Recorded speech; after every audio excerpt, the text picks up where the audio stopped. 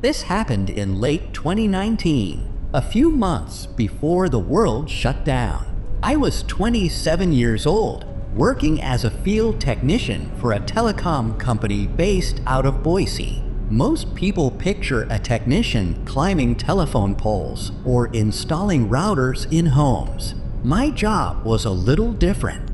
I specialized in repairing isolated repeater towers, those lonely metal structures scattered across the remotest parts of Idaho, Wyoming, and northern Nevada. These towers weren't near towns. They weren't even near highways most of the time. Some were accessible only through service roads that barely qualified as roads. Dirt, gravel, mud, whatever the weather wanted to turn them into. The pay was good because the work was tedious, dangerous, and usually performed alone. I got used to spending entire days without seeing another person. That isolation didn't bother me until the night I'm about to tell you about. It was mid-November, and I was assigned a repair job on a repeater tower about 40 miles outside of Orofino. The tower had gone offline twice in a week, which usually meant the grounding bonds were corroded or some wildlife chewed through exposed wiring. Nothing too exciting, nothing too easy either. The route took me along a narrow 2-lane state highway, one of those roads that feels like it was carved into the sides of hills without much planning. No guardrails, no shoulders, just pitch black forest on both sides after sunset.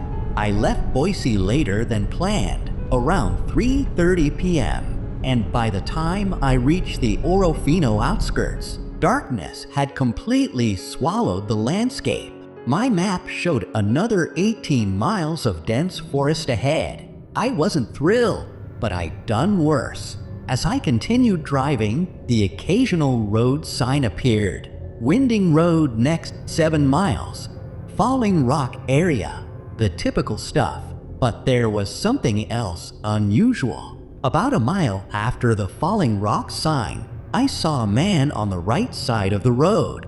He wore a bright yellow reflective jacket with silver stripes, the kind highway maintenance workers wear. He stood perfectly still, facing the forest, not the road. At first, I thought maybe he was surveying something, but it was an odd place to do that. There were no work trucks, no cones, no signs, no equipment, just him, illuminated only by the brief sweep of my headlights. His presence stuck with me, but I brushed it off. People pulled over for strange reasons sometimes. After another 10 minutes of silence and empty road, I saw him again. Same reflective jacket, same stance, same spot on the right shoulder, motionless, facing the trees. But here's the part that made my stomach knot. The spot where I saw him the second time was at least 5 miles past the first. There was no way he walked that fast, especially on uneven forest terrain. No pedestrian path, no connecting trails, no reason for him to be there at all. My grip tightened on the steering wheel. I told myself I was tired, that I might have mistaken some kind of roadside marker or equipment for a person. That reflective materials can play tricks on your eyes and headlights, especially out in the wilderness. Then, another 7 or 8 minutes later, a bend in the road revealed him a third time.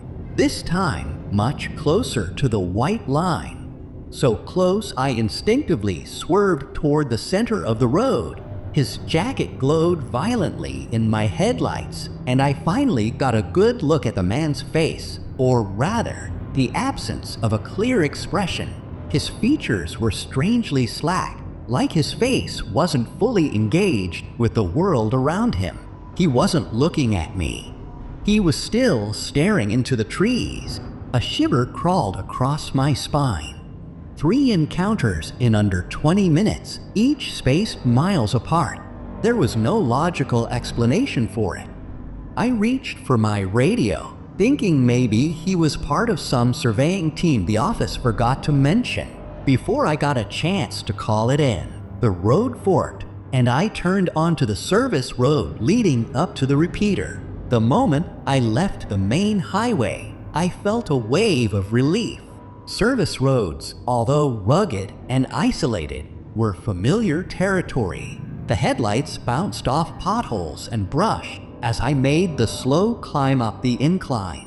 When I reached the tower turnout, I parked and killed the engine. That's when the quiet hit me. Not just silence, but a kind of suffocating stillness only deep wilderness can produce. The air was icy.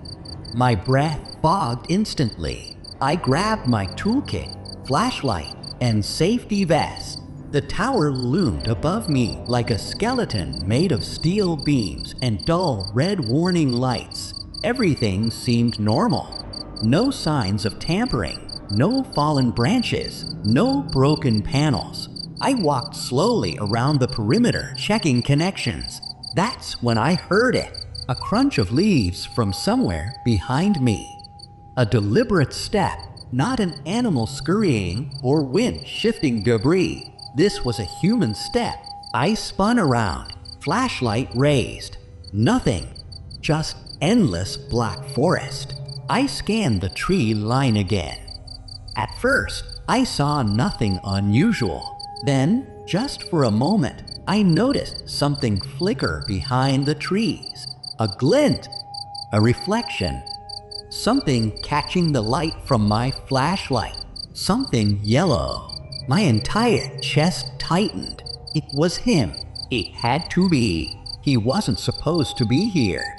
Nobody should have been here. This was private land, locked behind a gate that my company controlled.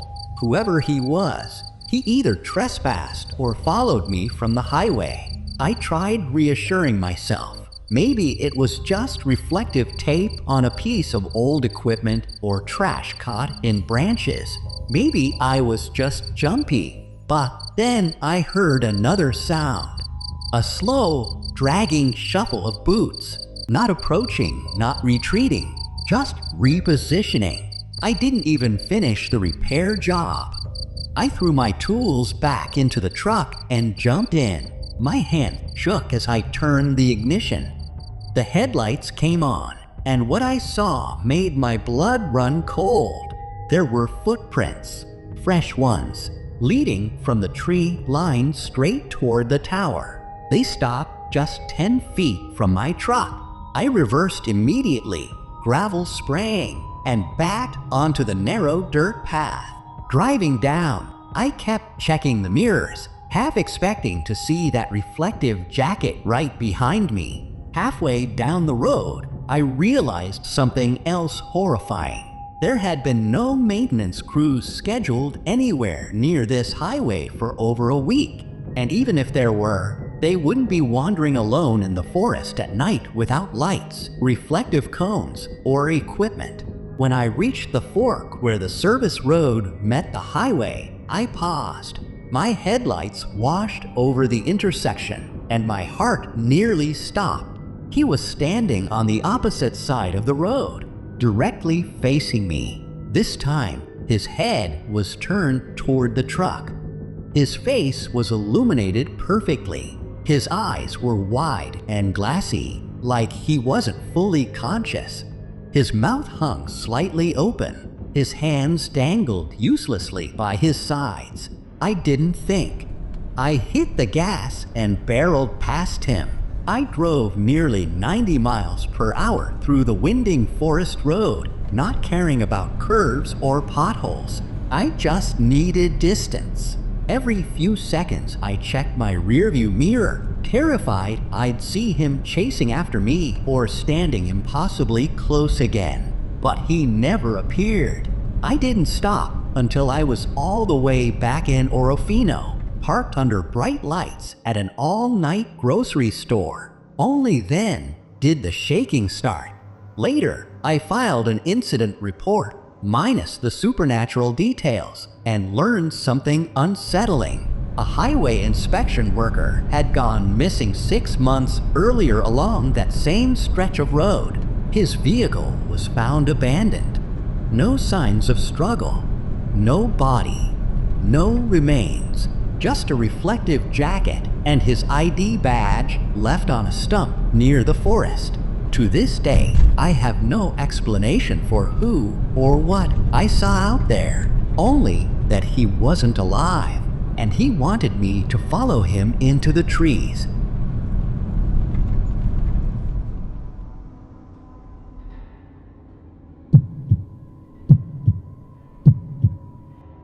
This happened in the summer of 2018, when I was 27 and working as a field technician for a telecom company in Nevada. Most of my assignments were in and around Reno, but occasionally they would send me out to inspect remote cell towers in the desert. It wasn't glamorous work, but it paid well, and honestly, I didn't mind the solitude. Driving for hours through open highway felt peaceful. At least until this night. It was early August, heat shimmering off the road during the day, but the nights dropped to an uncomfortable cold.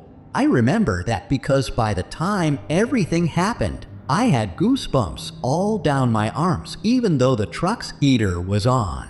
My shift that day had gone longer than expected. One of the towers was down, and the hike to reach it took way more time than scheduled. By the time I finished repairs and returned to my truck, it was nearly 9:45 p.m. I still had to drive 3 hours back to Reno. The route was simple, a long isolated stretch of US 95 with occasional gas stations, most of them closed by midnight.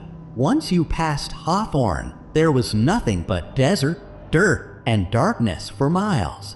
I didn't think twice about the late drive. I'd done it dozens of times. I rolled down the windows for the first few miles, letting the cool desert air hit my face. The sky was moonless, stars unusually bright. The kind of night where you can actually see the Milky Way if you shut your headlights off.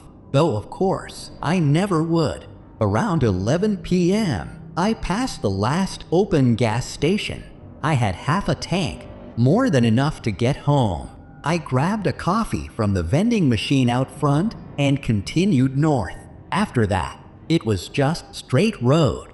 No lights, no traffic in front of me, no traffic behind me, just endless black desert stretching out on both sides.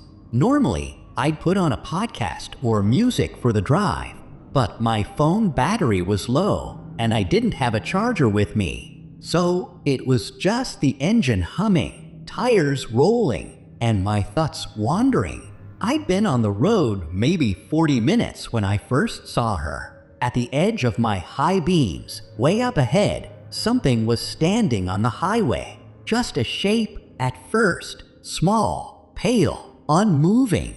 My first thought was that it was an animal. A deer, maybe, or someone's stray dog. But as I got closer, maybe 100 yards out, I realized it wasn't an animal at all. It was a woman. She was standing directly in the middle of the lane, facing me, absolutely still. I slowed down immediately, but I didn't stop. I figured maybe she'd been in an accident. Maybe her car had broken down. Maybe she was hurt. That desert gets dangerously cold at night, and people have been found wandering out there confused before. But something felt wrong. She wasn't waving her arms for help. She wasn't flagging me down. She wasn't even looking distressed. She was just standing there. I flicked my high beams off for a second, thinking maybe I was blinding her. But when the lights dimmed, she didn't move at all. No reaction, no flinch. When I got within 50 feet, my stomach dropped. She was facing me, but her head was tilted slightly down, like she was staring at the asphalt. Her hair was long and dark, tangled like she'd been in the wind for hours. She was wearing a faded gray hoodie and jeans. Nothing out of the ordinary, except something about the way she stood felt off. Rigid, unnatural. I rolled my window down halfway and slowed to a crawl. "Ma'am, are you all right?" I called out. She didn't respond. Now I was barely moving, my truck inching forward, my headlights fully illuminating her. That's when I realized she wasn't staring at the ground. Her eyes were closed. All this time, she had been standing completely still with her eyes shut, like she was sleepwalking or meditating in the middle of a highway. A chill ran through my entire body. "Ma'am?" I repeated louder. Nothing. No movement. No twitch. No reaction at all. At that point, every instinct in me said, "Don't stop.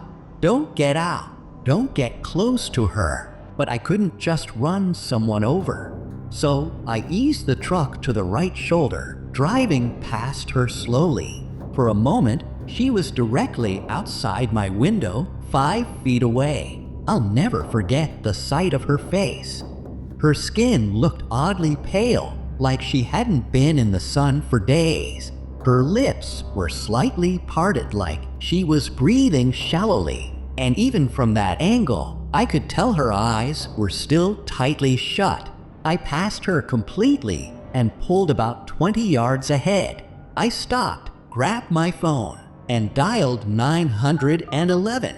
No signal, not a single bar. I wasn't surprised. It was a dead zone, but the timing made my heart sink.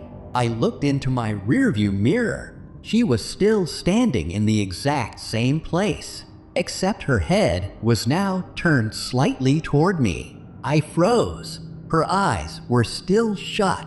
I could see that even from the mirror, but her head had turned in my direction. Not fully, not dramatically, just a subtle but undeniable shift. I watched the mirror, barely breathing. Then, slowly, she took one step forward. Not a stumble, not a frantic run, just one deliberate step. I didn't wait for the second. I put my truck into drive and sped off. My heart was pounding so hard, I thought I might pass out. I kept checking the mirrors every few seconds. For the first minute, nothing changed. She stayed where she was, fading into the darkness. Eventually, the road ahead of me stretched again into emptiness, and for a moment, I convinced myself it was over. But around 10 minutes later, I saw headlights behind me. At first, just a small glow far in the distance. Nothing unusual. Plenty of traffic used this highway, even late at night. But the light grew faster than expected. Much faster. Before long, I could tell it wasn't a standard car. The lights were close together, higher than a normal vehicle, like an old truck or SUV. I kept glancing between the windshield and the mirror. The vehicle gained on me rapidly. I was going 70. It was going faster. I gripped the wheel tighter. By the time it got within 100 yards, I could make out its outline. A dark SUV with no headlights except the dim ones flickering from the front. It looked worn down, dusty, like it hadn't been driven in a while. I changed lanes, hoping it would pass. It didn't. It mirrored my movement exactly. My breath caught in my throat. That's when the SUV flashed its high beams at me. Once, twice, 3 times, as if signaling me to stop. I pressed harder on the gas. Whoever was in that vehicle, they weren't trying to help me. They weren't warning me. They were following me. I drove for miles with those headlights glued to my bumper. But no matter how hard I pushed the truck, the SUV matched me. Never passing, never backing off, just tailing me relentlessly. Eventually, I saw a green sign. Rest area, 2 miles. I knew what I should do. Never stop at an empty rest area at night. But I also knew staying on the road alone with whoever was behind me wasn't safe either. I had seconds to decide. I took the exit. As I slowed onto the ramp, gravel crackling under the tires. I expected the SUV to follow. It didn't. It stayed on the highway, speeding past like nothing had happened. I sat there in the parking lot of the deserted rest area, hands shaking, trying to breathe. The silence was overwhelming. When I finally pulled myself together, I got out my phone. Still no signal. I stayed there with the doors locked for nearly 20 minutes before getting back on the road. I didn't see the SUV again. I never saw the woman again either. But to this day, whenever I drive on an empty highway at night, I can't get the image out of my head. That woman standing perfectly still, eyes shut, waiting for something or someone.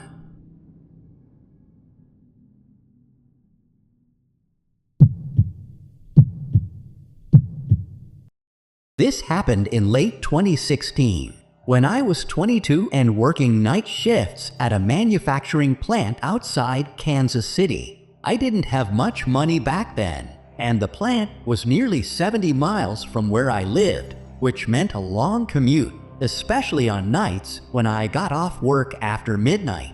Everyone told me to move closer, but rent was too high, so I stuck with the drive.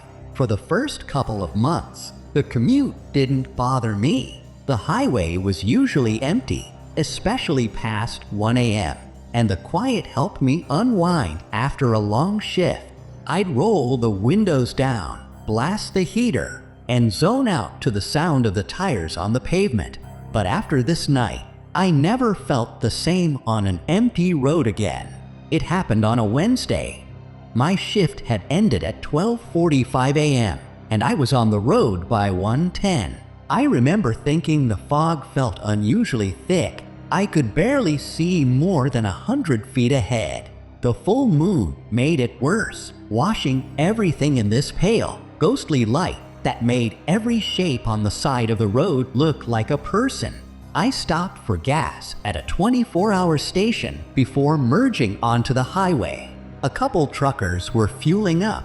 2 teenagers were smoking near the ice machine, but nothing felt strange. Nothing warned me about what was coming. When I finally pulled onto the highway, there wasn't a single car in sight, just a straight, quiet road disappearing into fog. About 10 minutes into the drive, I saw headlights appear behind me, tiny, distant points of light. I didn't think anything of it. Someone else heading home late, but the lights approached faster than I expected. Within minutes, the car was right behind me, tailgating so close I could barely see the road through the glare in my mirror. At first, I thought maybe the driver was drunk, or impatient, or just an idiot. I switched lanes to let them pass. They didn't. They switched lanes with me. I tried slowing down. They slowed down too. I sped up. They sped up, always staying the exact same distance from my bumper. For the next several miles, I kept changing lanes, speeding up, slowing down. Nothing worked. The car followed every move I made as if it were tethered to me. My chest started tightening. I tried calling 911. But I had only one bar, and the call wouldn't go through. At one point, I rolled down the window and waved for the driver to go around me. The only response I got was a single flash of their high beams, one blinding, white pulse. That flash told me everything I needed to know. This person wasn't trying to pass me. They weren't trying to warn me. They were toying with me.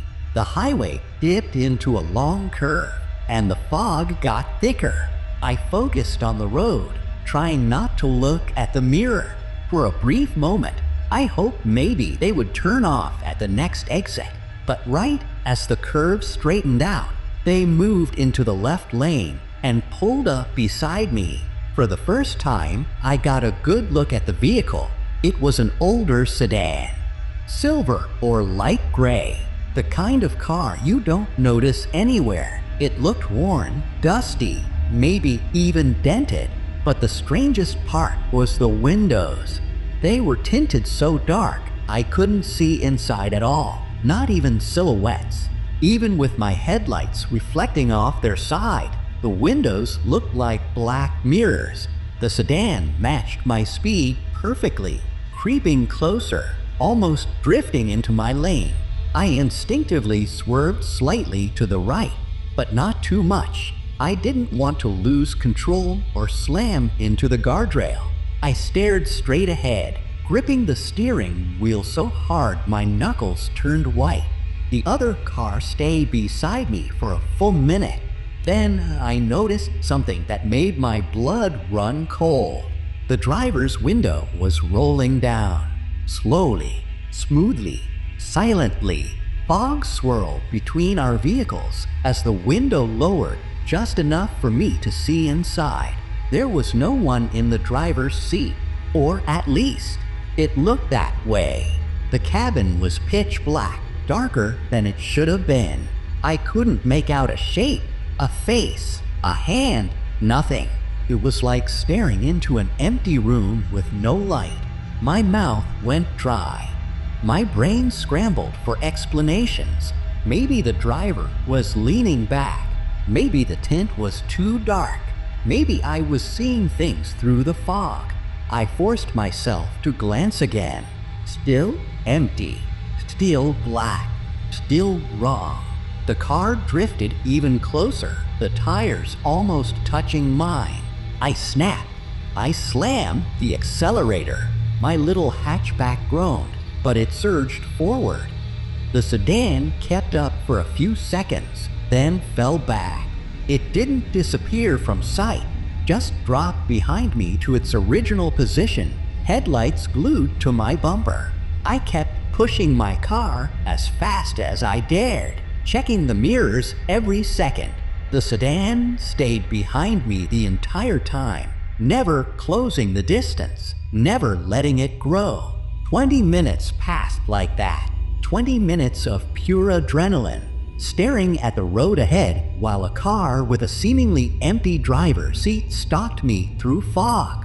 I finally saw an exit coming up, a small town about 3 miles off the highway. I didn't care how late it was, or that I'd never been there before.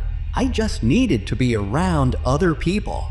I put on my turn signal, praying maybe the sedan would stay on the highway. It didn't. It followed. At the bottom of the ramp, I reached a 4-way stop near a closed diner and a gas station. Both buildings were dark, but there were a few houses nearby. I stopped at the sign, breathing hard. The sedan stopped behind me. I didn't know what to do. Turn left? Turn right? Drive straight? Sit there and hope someone else came by? Before I could decide, something happened. The sedan's engine revved once.